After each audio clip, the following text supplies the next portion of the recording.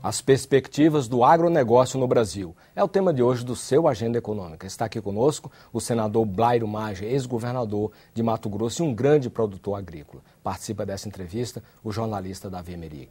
Senador, eu queria passar para o Davi para a gente continuar na questão dos defensivos e dos orgânicos. A gente estava trabalhando, há um grande debate na sociedade brasileira entre os chamados produtos transgênicos e os produtos orgânicos. Quando a gente sabe que tem três categorias, os produtos tradicionais, sem transgenia, os produtos transgênicos e os produtos orgânicos.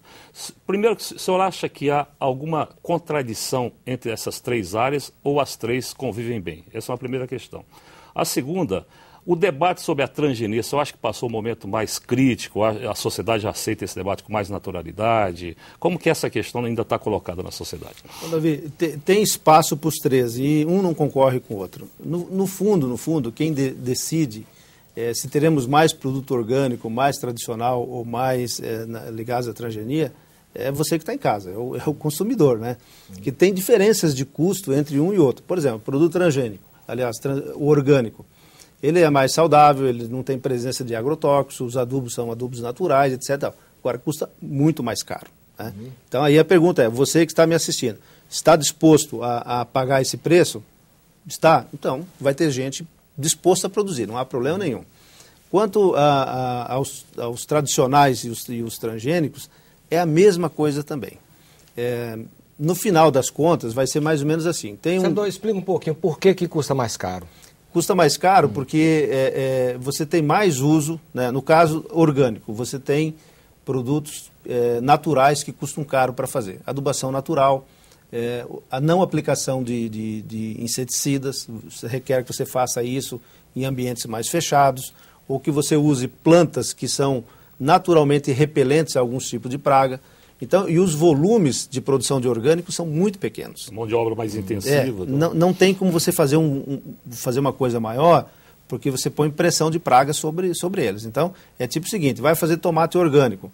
Como é que você combate a praga do tomate orgânico? Talvez você tenha que ir lá com o dedo e pegar o pulgão e apertar ele, né? Não tem muita coisa para fazer além disso, ou uma planta que seja repelente natural. Então, você gasta muito mais tempo, energia pessoal e dinheiro para fazer. A relação entre os tradicionais e a transgenia vem mais ou menos na direção.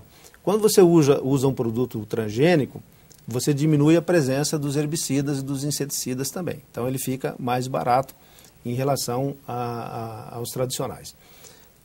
Quando a dona de casa, ou quando eu for no supermercado, por exemplo, e chegar na gôndola do supermercado e for comprar 1 quilo de frango, e esse quilo vai estar escrito assim, frango produzido de forma com grãos Geoma Free, quer dizer, você não tem presença de transgênico, custa R$2 o quilo. Frango criado com milho transgênico, com soja transgênico, custa R$1 o quilo. O que é dona de casa, o que eu vou fazer a opção? Se a maioria optar pelo mais caro, a tendência é que se faça produto tradicional. Mas a maioria sempre opta pelo mais barato. E aí a tendência é você fazer a questão de produtos transgênicos. E também levar em conta que o transgênico versus o tradicional, o transgênico é mais uma ferramenta para o agricultor, né, de ele manusear a terra dele. Em determinados momentos, as pragas vão sendo tão selecionadas nos usos dos herbicidas que as plantas daninhas ou as doenças são que nem nós, né? Quer dizer assim, os mais preparados, os mais fortes naturalmente vão sobrevivendo a algumas coisas. E a planta também não é diferente, né? Então você vai aplicando herbicida, não é que ela fica resistente. Algumas plantas, elas têm resistência natural àquele tipo de herbicida que você está usando. Então, ela passa e vai embora. E aí ela domina a lavoura. Você não tem mais como produzir, você tem que entrar com uma outra tecnologia ou um outro herbicida qualquer. Então, as diferenças básicas são essas. E, mais uma vez, não se trata, né, Davi, de diferenças ideológicas, quero isso, eu quero aquilo. No fundo, é a dona de casa, né, as pessoas que vão no supermercado, nós que consumimos, todos nós, precisamos comer 3 vezes ao dia, que vamos definir o que vai ser feito de forma mais cara ou mais barata para o consumidor. Senador, eu queria ver aqui alguns dados. O Ministério da Agricultura instituiu o programa Agricultura de Baixo Carbono, chamado ABC, em 2010, para estimular a produção de alimentos e de bioenergia com redução de gases. Para esta safra, está prevista a aplicação de R$2 bilhões neste programa, com juros de 5,5% ao ano e prazo de 12 anos. primeiro, isso é um programa que vai ter multiplicidade, vai proliferar, é um programa que tem aceitação. E como é que se houve essa questão da redução de CO2 perante discussões que já houve internacionais, de Kyoto, a que vai haver no Rio de Janeiro, daqui a alguns anos. Enfim, como é que o senhor está se situando nessa grande disputa que existe entre produzir e preservar? Você vê que o Brasil foi na COP15, né? E eu estive lá também. E o Brasil levou uma proposta, todo mundo considerou muito avançada. Né? Olha, vai ser difícil da gente atingir essas metas. Na verdade, o que o governo brasileiro levou, já levou uma conquista que já tínhamos feito. Né? A diminuição da emissão de gases no Brasil, ela vem acontecendo há muito tempo. Com a redução da área desmatada, com a implementação, por exemplo, do plantio direto, que hoje a agricultura praticamente, vou dizer assim, 80, 90% da agricultura brasileira é feita na base do plantio direto.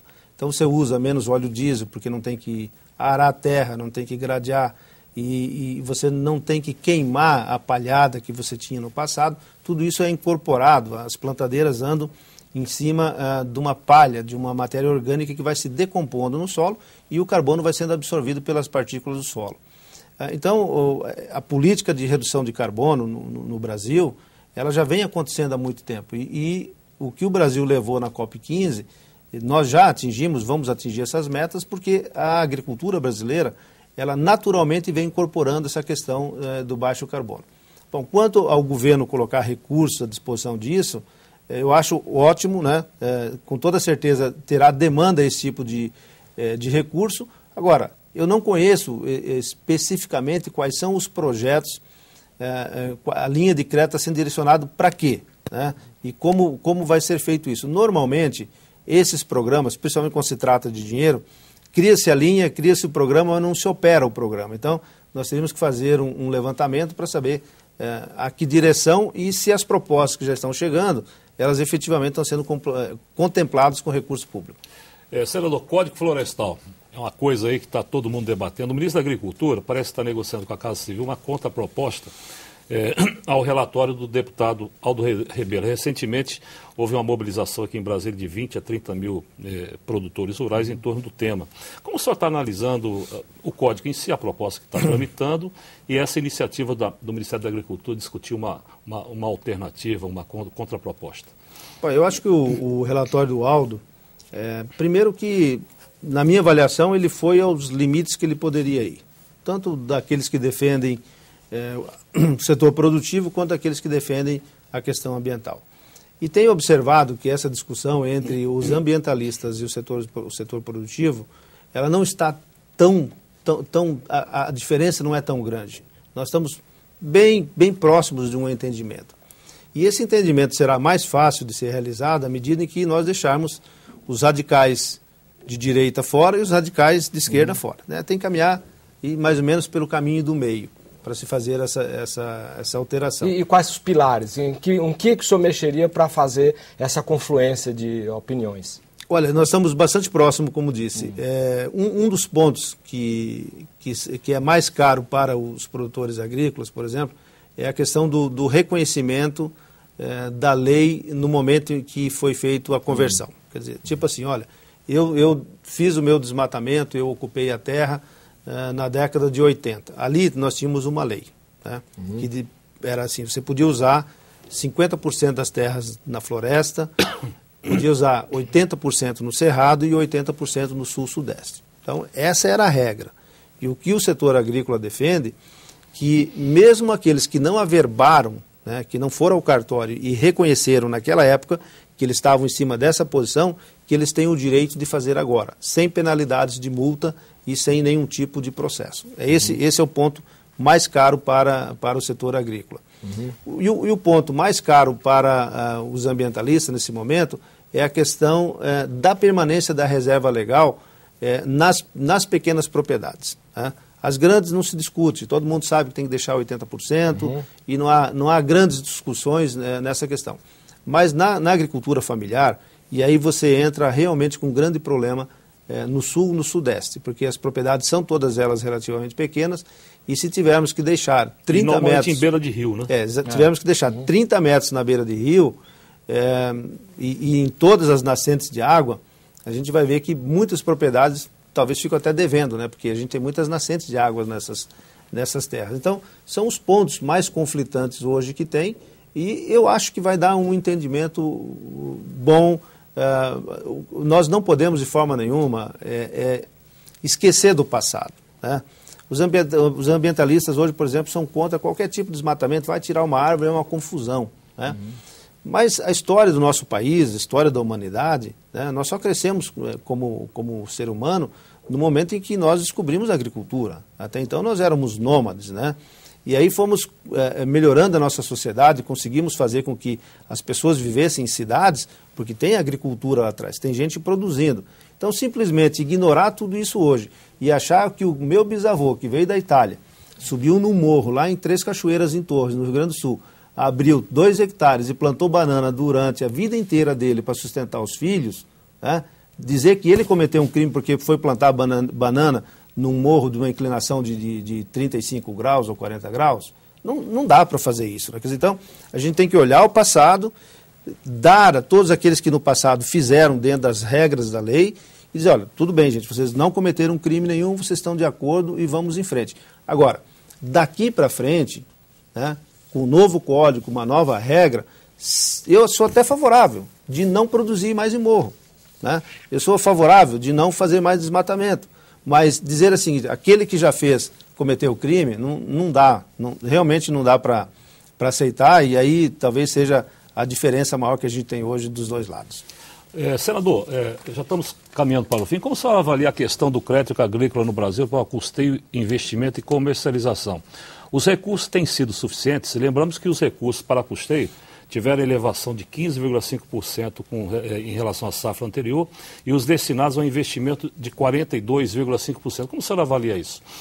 Eu não sei quanto tempo nós temos, estamos chegando no final já? Chegando ao final. Eu queria só fazer essa pergunta interessante, porque é o centro da agricultura. É o centro da agricultura e é uma coisa que acontece nesse momento. Nós podemos separar a agricultura em 3 blocos, né? E aí, esses blocos, eles são regionais também.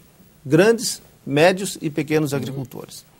O grande no Mato Grosso, ele tem, sei lá, ele planta 10 mil, 15 mil hectares. O grande no Rio Grande do Sul, ele planta 1.000 hectares. Então, a gente tem que fazer essas diferenciações. Mas o grande produtor, né, e aí, independente das regiões que ele está vivendo, ele está protegido por um sistema que é um crédito através de multinacionais, através não precisa do Banco do Brasil. Ele ocupa o Banco do Brasil porque ele tem crédito. Ele vai lá e busca a parte dele sem grandes problemas. E ele vende na Bolsa, a cooperativa ajuda ele, e ele forma um caminho, ele está andando bem, né? A agricultura familiar, o pequeno agricultor ou o assentado, ele está indo, esse melhor ainda, então, porque ele está protegido por regras diferenciadas, como o Pronaf, né? E outras políticas que o governo fez para sustentar esse pessoal no campo. Então, nós temos os grandes e os pequenos que estão com políticas diferentes, mas estão bem sustentados.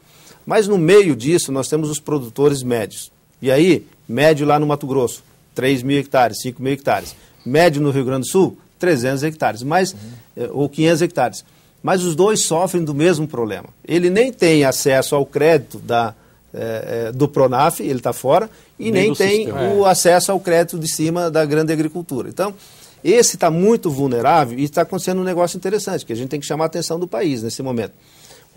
Tem grandes fundos internacionais que estão vindo, aí não é chinês ainda, mas é argentino e é dinheiro europeu, que estão vindo formando empresas nacionais e estão arrendando essas terras ou comprando essas terras. E formando uma empresa agrícola, que já tem empresa agrícola dessa, que já produz 500 mil hectares no país. Então, eles vão tomando as terras dos pequenos, tomando, entre aspas, né? Ele negocia, ele arrenda ou ele compra. Ao fazer isso, esse agricultor médio, ele sai da atividade. E daqui a 5 anos, quando terminar o arrendamento dele, ele não tem mais máquina, ele não tem mais capital, ele não tem mais crédito e ele... Nem mais cerca, nada, porque não tem mais faz nada, ele vai só. ser alijado do processo. Então, esse pessoal do meio é que o governo, e a gente está fazendo essa discussão, o governo precisa dar uma atenção especial para ele. Normalmente, ele está pendurado uma parte no banco, ele não conseguiu renegociar, ele comprou uma máquina no BNDES, e aí na safra de 2004, 2003, 2005 não teve renda, o governo fez certo, prorrogou, né? Aí ele não conseguiu pagar aquela parcela, prorrogou de novo, e hoje a máquina que está com ele vale 100 mil, né?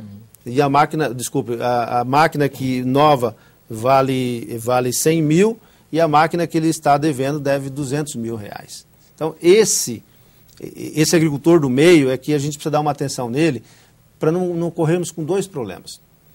Esse grande fundo que hoje quer produzir no Brasil, e pode acontecer com o chinês, por isso eu sou contra a vinda deles para cá, ele vai fazer a conta e vai dizer o seguinte: bom, esse ano está muito boa a agricultura, me está dando aí 100, 150 dólares por hectare, eu vou plantar. O ano que vem, o preço da bolsa, as perspectivas são ruins, vai me dar um certo prejuízo. Ele simplesmente não vai plantar, né? Isso é um problema de renda nas cidades, desemprego e questão de segurança alimentar.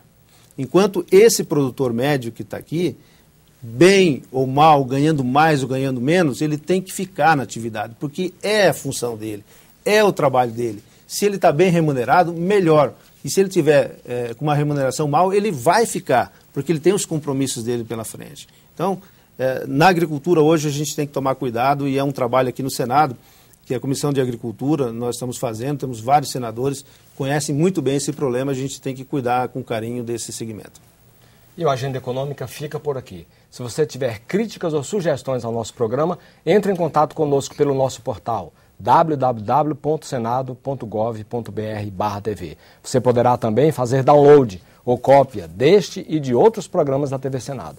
Para fazer contato com o gabinete do nosso entrevistado, use o seguinte endereço eletrônico: blairomage@senador.gov.br. Nós agradecemos a entrevista e as informações que nos foram prestadas pelo ex-governador de Mato Grosso, o senador Blairo Maggi. Agradecemos também a participação do jornalista Davi Emerick.